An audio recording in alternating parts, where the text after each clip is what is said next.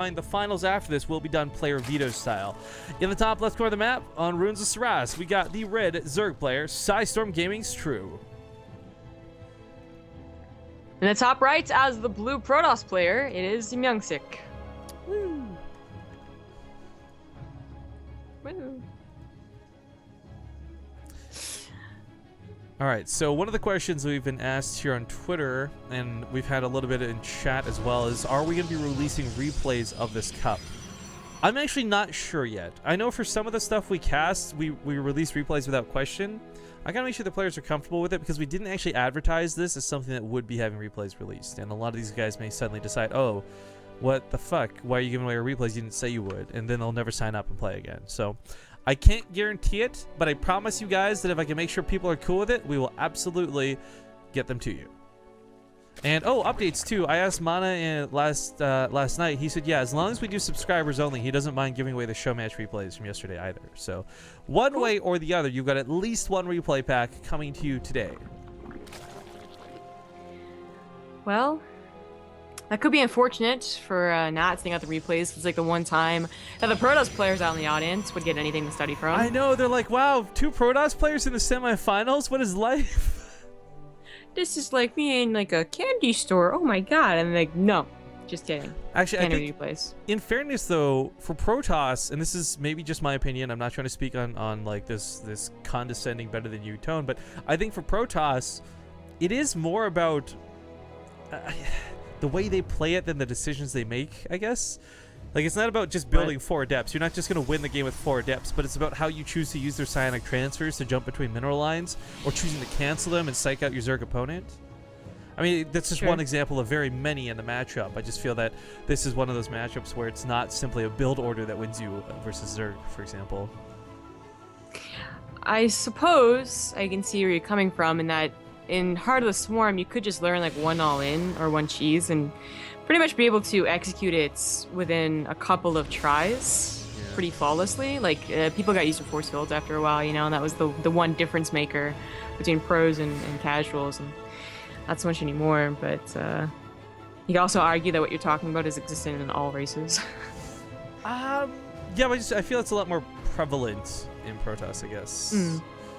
Fun statistic fact, by the way. Did you know people have checked their Partoofs on the bot channel 87,022 times? That is a fun statistic.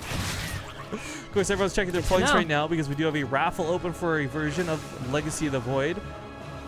It's just the standard edition of Legacy of the Void, but Mr. Boris Makarov, one of our very generous mods, has bought a copy from G2A to raffle off on stream. So we're helping him with that, and that's going to be open for another 6 minutes or so. So make sure you guys get in on the raffle while you can. Well, MyuNgSiK is going to lose his adepts here. They didn't really do too much, but they forced out, you know, a few more lings than maybe True wanted to get. He's got gateways back at home, no wall. That's a little scary, but a War Prism on the way to add on to a little bit of aggression. And True doesn't have that many lings. Even if they got into the base, a couple Ports of Overcharge to take care of him. Yeah, Warp Tech not done. Finishes up here in a moment. There we go. Oh boy. Gateways Oh plenty. boy. Yep, 2 base all-ins against any race, I suppose, can still work. It's just that they seem so much less scary. I mean, in Wings Liberty, you had an all-in off of 2 bases that was unbeatable, even if you did scout it. Almost unbeatable if you did scout it. You know, Parting's Mortal Sentry all-in. Heart of the Swarm, if you scouted it, it was still kind of difficult to hold on to, but you could do it. Legacy of the Void, I feel like if you're just playing like a fairly standard Zerg game, you're gonna hold on against it.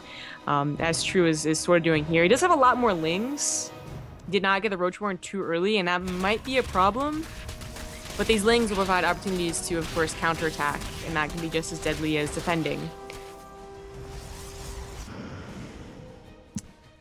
Well, I really like the Immortal being here, but the Sentries and the Immortal making this a bit awkward with that Warp Prism. No Ravagers yet. Roaches are on the way. Roaches will deal with the Adepts actually really nicely, and with only 1 Warp Prism, or sorry, 1 Immortal in the Warp Prism, the Roaches are not gonna clean it. They're not gonna get cleaned up too easily. There's that Ling counterattack. Oh, nope, just kidding. There's the Ling surround, decides that I'm back home. Yeah, he force fields to the natural ramp, and that's great, but he's going to need a few more for these links. Now, the Adepts can fight this out, sure, but that's not a lot of force fields available. New Warpers coming on the front lines, more Adepts warping on top of this. The Orochi's not really involved in the fight just yet. Those force fields start breaking.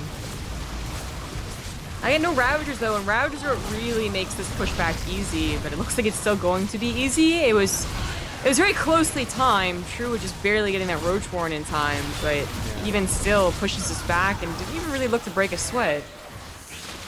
Yeah, and this is pretty dedicated on MyuNgSiK. I mean, there's no upgrades coming behind this. There's no third base that got thrown down. And frankly, if there was 2 Immortals with this push, you can start doing some Warpers and Micros, some cool shit. But with 1 Adept and 1 Immortal, this is not going to get a lot done. In fact, I really like True's choice to just counterattack. He's got more than enough to do it. Oh, the Warp's going to go down. It dies. Not before unloading its cargo, but its cargo is very scary. Alright, so we do have Ravagers coming in. This will not only help break the force fields, the sentries, but also tear down buildings fairly easily.